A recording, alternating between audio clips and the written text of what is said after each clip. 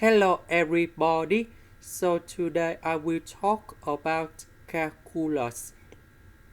The topic today is about integration. So now I will show you how to answer. We need to use about integration by substitution. So I will put about u equals to this one. Later that, we put the square for the both sides to cancel about the square root. Next, we need to do first the derivative for the both sides. First, the derivative of u square, we have to u du. First, the derivative of s square, we have to s.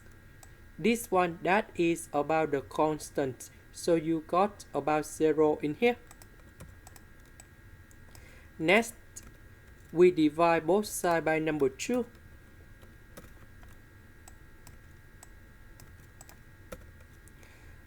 So about this one, we change by u.